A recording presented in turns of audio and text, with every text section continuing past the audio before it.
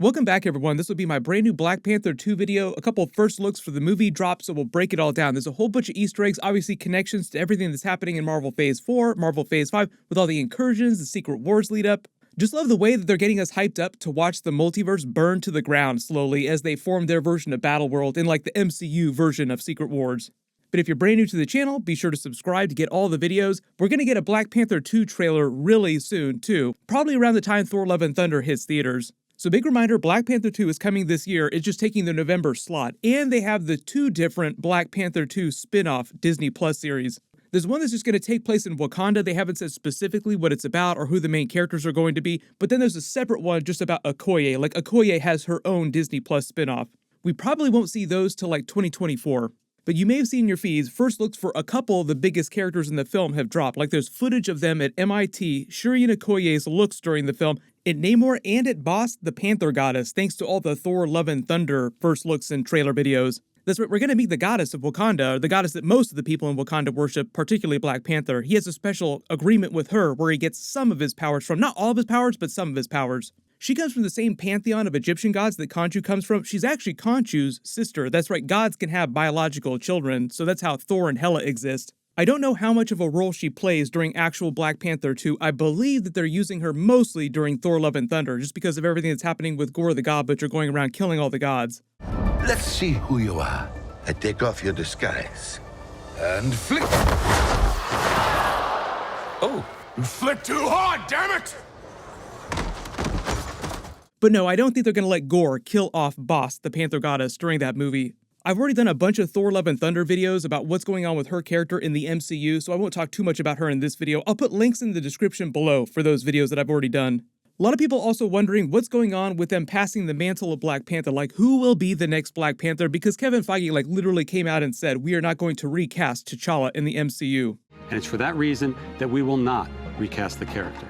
There have been so many rumors about that, so I'll address that later in the video too, because I think some of the more recent rumors are more correct than some of the previous ones. In one of the new scenes that we've gotten a look at is in honor of Chadwick Boseman's memory, like there's a big Easter egg honoring his memory. So if you look here, this is just the normal throne room from the Black Panther movie in Avengers Infinity War, but what you might notice is that there's a brand new inscription on the pillars here that was not in the Black Panther movie or Avengers Infinity War. The inscription here is written in their main Wakandan language. They actually have multiple dialects that they speak around the nation of Wakanda, but Wakandan is kind of like their common language that they all speak on top of all the dialects. And in their language, the inscription reads, "Rest in power, King T'Challa, our hero. It has been an honor, Wakanda forever." So it's them saying it's been an honor to Chadwick Boseman in real life, but also within the context of the movie, they're paying honor to his passing. Even though Ryan Coogler and Kevin Feige said that they would honor Chadwick Boseman and T'Challa's memory during the movie, they didn't say exactly what they would be doing to address what happened to the character within the MCU. But it looks like in this brand new footage of them fighting at MIT, you see Shuri getting ready to fight what seems like the forces of Atlantis, Namor maybe, that have come to MIT to try and find out what's going on with Riri Williams' new technology. Now she's going to be Ironheart in the MCU. It sounds like they just started filming the Ironheart series, but that won't drop till next year. She's not meant to be like a replacement for Iron Man or anything like that. She has her whole own separate identity called Ironheart. It's a completely different set of armor. Iron Man doesn't give that to her. She's meant to be another dumpster diver in the vein of Spider-Man and Iron Man, where she winds up cobbling together her own version of an armor suit that's just way more advanced than what you see from people like Justin Hammer and the like. In the comics, she was an MIT undergrad in their engineering program and getting to the Iron Man of it all because she kind of flows from the Iron Man mythology in the comics. The whole connection between her armor and Iron Man, their characters.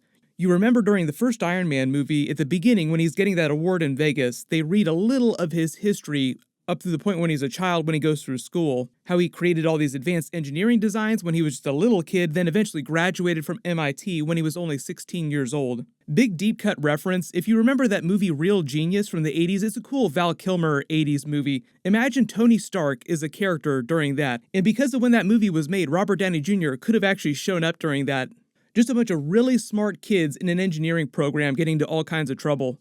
The funny connection to what just happened in Spider-Man No Way Home is that almost the entire plot hinged on Spider-Man trying to get himself and all of his friends into MIT. So for a hot second, he almost went to school with Riri Williams. But I think we're all expecting them to swerve on that plot, keep him in the New York City area, and either go to Empire State like he did during the Tobey Maguire Spider-Man era, or it'll be some other big twist.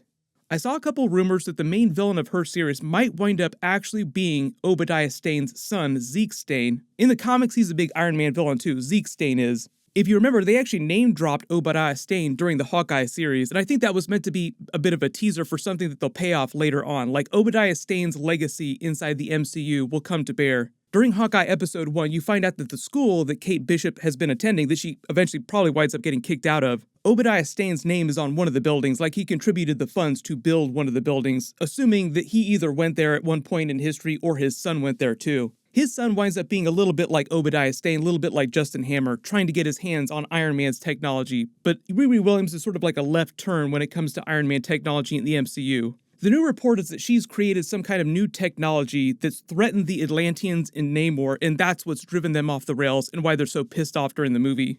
And the way they're portraying Atlantis during the movie is that it's a little bit like Wakanda, like this hidden city with a bunch of advanced technology with this ancient race that's been untouched by time. But as opposed to Wakanda, something that Riri Williams has done or some new technology that they've created threatens the city, like the rest of the world is descending on it the same way that they wanted to get their hands on all the technology in Wakanda and all the vibranium. So they're trying to provide this parallel between what's going on with Namor's character and what's going on with Black Panther. Like they're both going to be kings of their people. Black Panther already became king of his people, but I believe the idea is that Namor's parents wind up getting killed during the film, and it's a very Captain America Civil War Black Panther type of story. Like very similar things will happen in their story arcs, where Black Panther only became king because his father had been murdered, and the same is true of Namor in the MCU. So this sort of drives some of the beef that's happening between Namor and Black Panther's people during the film. But one of the other first looks at Okoye here, you can see she and Shuri have come to MIT to try and scope out what's going on with Riri Williams, and you see them wearing a couple different costumes during the film, and it seems like they've come to scope out what's actually going on with all these claims that Namor has made. You notice she's wearing regular plain clothes as opposed to the first movie when she was wearing that formal dress at the nightclub. She's also not wearing a wig. You also notice she's wearing red, again, like red is her trademark color. And she's not bothering to hide any of her tribal tattoos. Shuri has also changed her hairstyle. She's wearing a slightly different purple tracksuit. Both of their outfits look very retro, yet futuristic at the same time, which is kind of trademark Wakanda. And the really cool thing that they only barely got into during the first movie is that vibranium isn't just used in all their metal weaponry and technology like their computers. They also use vibranium in almost every single major physical type of object. Vibranium is technically even in their food supply because of the way the mineral from the Great Mound, the vibranium meteorite, has leached into the soil of Wakanda for thousands of years. The special heart-shaped herb even gained its special properties because it was created when the vibranium mixed into the soil with the natural plant life, creating this new alien kind of flower. So Black Panther literally eats vibranium, kind of, in order to get some of his powers and enter the alternate dimension of the ancestral plane, which they obviously name-dropped during Moon Knight.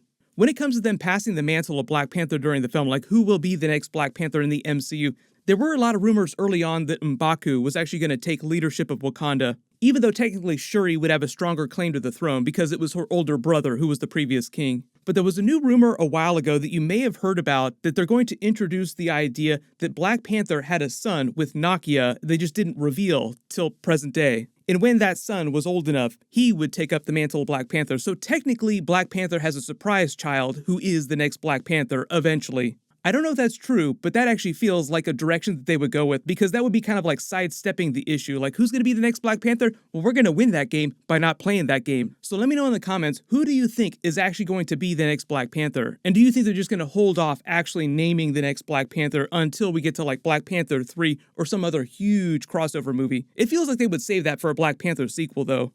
The other big new thing that we gotta look at is it seems like the Atlanteans will be worshipping the Jaguar god. In Namor, for instance, will have a similar relationship with that god, a similar agreement that Black Panther has with Bast, the Panther goddess.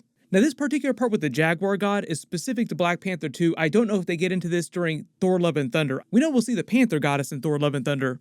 But if we're trying to think about how they'll explain T'Challa passing away during the film, they might just say that Namor winds up assassinating him. And him forming a contract with the Jaguar god gaining special powers would enable him to do something like that. It just depends on how they explain Namor's powers inside the MCU, so post all your theories about that in the comments below too.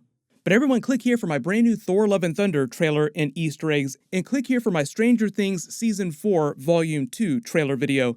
Thank you so much for watching, everyone stay safe, and I'll see you guys in the next one.